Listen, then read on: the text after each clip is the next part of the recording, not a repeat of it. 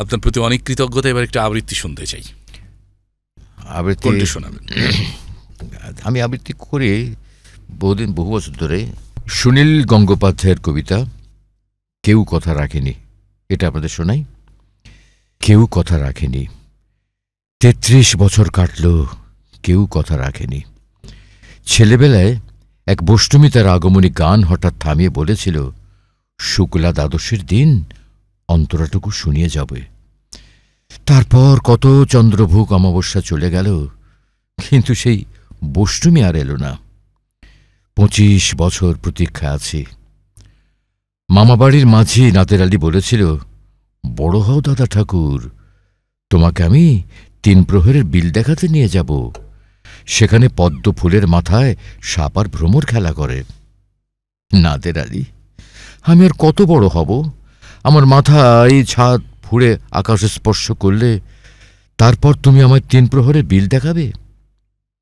একটাও রয়্যাল গুলি কিনতে পারিনি কখনো। লাঠি লজেন্স দেখিয়ে দেখিয়ে চুষেছে লস্কর বাড়ির ছেলেরা। ভিখিরির মতো চৌধুরীদের গেটে দাঁড়িয়ে দেখেছি ভিতরে রাস উৎসবে। অবিরল রঙের ধারার মধ্যে সুবর্ণ কঙ্কন পরা ফর্সা রমণীরা কত রকম আমোদে হেসেছে। আমার দিকে তারা ফিরেও চায়নি। বাবা আমার কাঁধ ছুঁয়ে বলেছিলেন, দেখিস একদিন আমরাও। বাবা এখন অন্ধ, আমাদের দেখা হয়নি কিছুই। সেই রয়্যালগুলি, সেই লাঠি লজেন্স, সেই রাস উৎসব আমায় কেউ ফিরিয়ে দেবে না।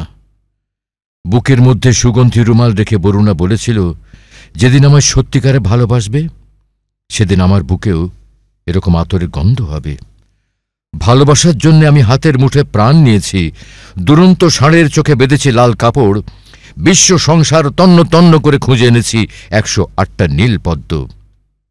তবু কথা রাখিনি বরুণা। এখন তার বুকে শুধুই মাংসের গন্ধ। এখন সে যে কোনো নারী।